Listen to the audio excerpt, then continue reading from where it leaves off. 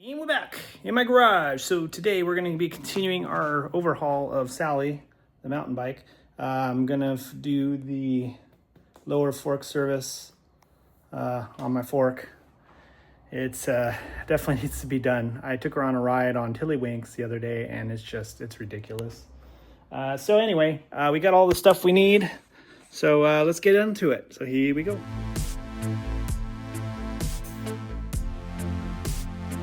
Our lower fork service thingy. So yeah, $40, man. So basically this is for the lower service. So it's got the new things. I just figured I'd go all out. We got our oil. So this is the light. So it's the Plush Dynamic Suspension Lube light. So just make sure, because there is a heavy version. You basically, if you look up the service information, it tells you which oil that you need. This is what I'm going to need for this, and it's going to tell me how many milliliters I'm going to need. I just picked this thing up here.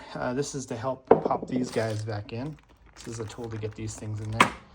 So we're going to go ahead and first we're going to start with taking the fork off, and then when we put it back on, I'm going to go ahead and re-grease and clean the headset to get rid of that creak. So first things first, we need to remove our handlebar. I'm not going to remove it completely. I'm just going to kind of set it to the side. And then we need to remove the brake caliper from the fork, and of course the wheel and all that good stuff. So I'm going to start with getting the wheel off. Okay, so using a 6mm Allen, we're going to go ahead and remove our wheel here. So we're going to use a 5mm hex or Allen on here to take this off. I'm using Shimano XT brakes here, so don't forget to take this little plastic thing off. I think this holds the bolt so it doesn't move or something. I'm not sure exactly what that is. And there is a washer on each side of this, so we'll go ahead and we're going to just screw those back on there so we don't lose it. Okay, so we're going to need a 2.5mm hex wrench to remove this little holder thing, and that basically just holds the brake hose out of the way. And we will set that aside. I'm going to leave this on again so I don't lose it. Okay, so we're going to use our what is this, a 5mm hex wrench to loosen our headset here. Okay, now I'm not taking it off completely, I'm just getting it loose. Now we're going to take our 4mm hex wrench and we're going to loosen our stem. Okay, now keep in mind when you do this, the fork might drop. So yeah, as you can see here, so all this is holding this in place. So one thing I'm going to do is I'm going to use these clamps to just kind of hold it in place so it doesn't drop. And you could probably use a zip tie or a bungee cord or something, but this will just kind of hold it in place. So this is a 4mm hex on my stem here. But again, I still have the stem cap on there, so I'm pretty sure it's not going to like drop or anything, but we'll go ahead and finish getting the stem off, or the stem cap. Make sure that's on there good. Yep, cool. Take that spacer. We're going to go ahead and remove the stem, so we just pull straight up on it. We might have to kind of spin it a little bit. Okay, cool. We'll let that hang, and we're going to remove our spacer caps here. All right, cool. So now that this is free, I'm going to hold on to it. I'm going to remove my thing here, and we should be able to just drop this right like so. Get this out of the way. And just slowly and carefully bring her down like that. And we have our fork removed. Okay, so I wiped this off. There's a little bit of grease there. That's the bottom part. It's really nice. This headset actually has like a little seal thing on there, which is pretty cool. But anyway, first things first is you're gonna want to record all your settings. So your high speed and low speed compression. Don't forget to rebound. Also, most important thing is you want to make sure you remove all the air pressure out. But before you remove it, you want to go ahead and record it so you know how much to put back in there. So I'm going to be doing that. Okay, we have our pressure recorded. Now we're going to go ahead and dump it. Okay, so we got all the air out and we've recorded our rebound setting. So we're gonna use a 2.5 millimeter. There's a little set screw somewhere here on the side. Oh, it's right here on the back. So basically we want this all the way open, so all the way towards the fast. If you're on the back side of the fork, it's gonna be clockwise until it's, yeah. So anyway, we're gonna use a 2.5 millimeter Allen to loosen the set screw of the rebound knob. And then we're gonna pop that off like that. Oop, don't lose that set screw. And this is bad. It's all full of dirt. I could feel like the stuff, but anyway. Okay, so we're gonna use a 5 millimeter here. We're gonna loosen this about 3 to 4 turns, I believe, is according to the instruction manual. All right, so 1, 2, 3. Okay, and then now this one. 1, 2, 3. Cool. So now the trick is we need to separate those crush washers, I think is what they call them. So we're gonna take our Allen, stick it in there to act as a protector, and we're gonna smack it with our mallet here. Let me go ahead and back this up here. So we're gonna go like that. Just give it a few little taps. Okay, same thing with the other side. All right. Okay, so I forgot to mention, make sure you have a drain pan below because oil is gonna leak out, which it's doing right now. Now that we've gotten those, we're gonna go ahead and take these out all the way. And then we're gonna go ahead and clean these off and set them aside. Yeah, we're already leaking oil. That's why I got my gloves on now. Oh, there we go. Oh yeah, she's leaking. Lots of oil. Ooh. So if we tap this properly, we should be able to pull the whole lower leg off.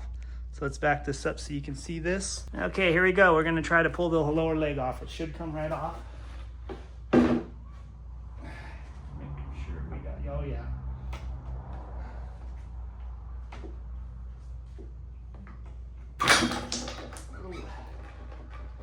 Okay, cool. Not as smooth as in some of the other videos you've watched, I'm sure. Sweet, okay. Okay, so this is the part where we're gonna remove the foam rings, but I'm actually gonna replace the whole thing, so I'm just gonna try to pull this whole thing out. Ugh, look how dirty those are. Look at that, they're nasty. Yeah, so I've definitely got some stuff in here. Oh, this one's even worse.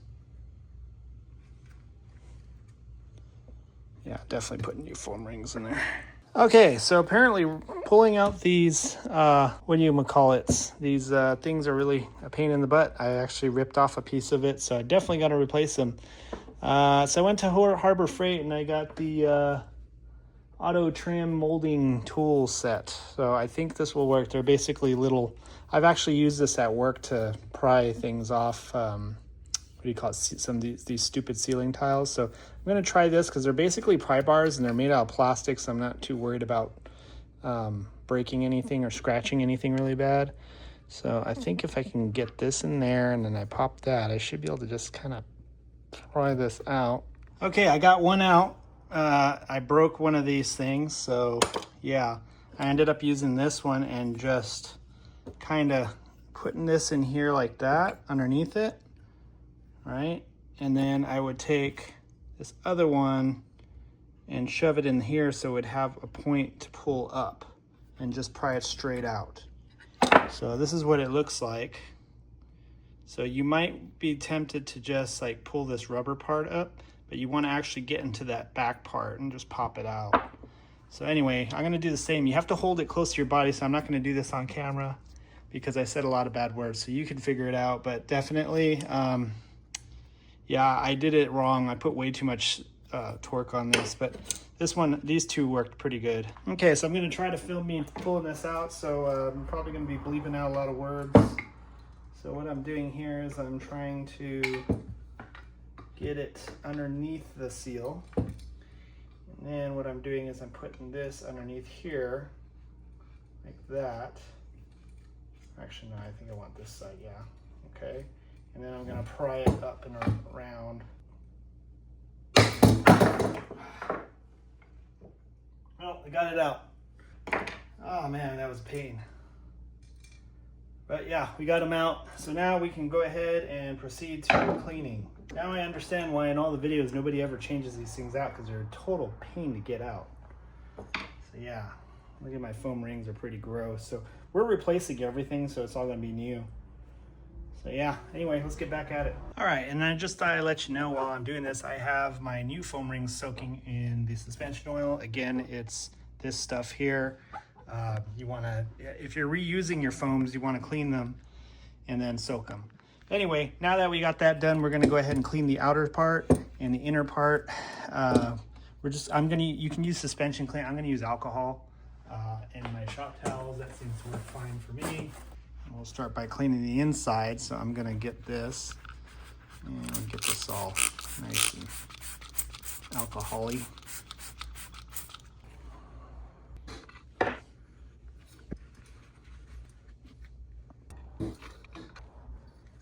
Go ahead and clean the outside of this. So we're ready to go ahead and put our dust wipers on.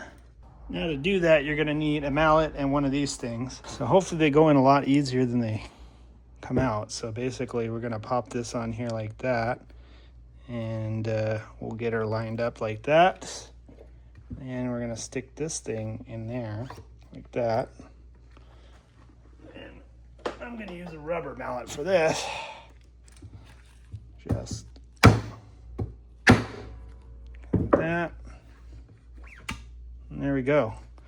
Oh, nice. They even already put some grease on there for you. Yeah, this one's not on all the way. I'll go ahead and give it one more tap. There we go. All right, now the next one. Try to get it as straight as possible. Pop that on there like so.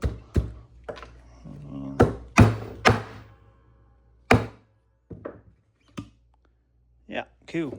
All right. So now we're ready to put our foam rings in there. Okay. And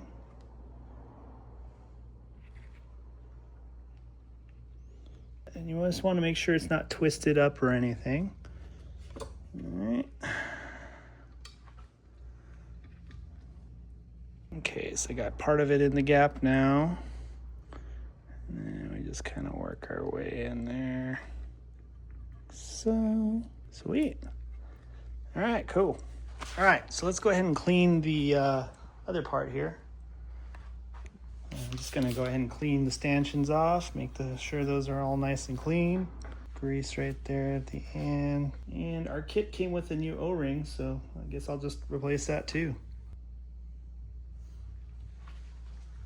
Okay, let's say that is nice and clean. So we're gonna use some of the SRAM butter here. And we're gonna go ahead and put some on our finger here, and then we're gonna put that on our seals, on our dust seals here. Now, this actually already came with some on it, but won't hurt to have a little extra. And then I did kind of rub some of it off as I was doing this, so.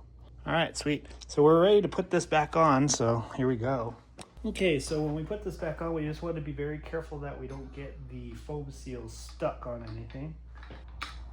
There's one. Okay.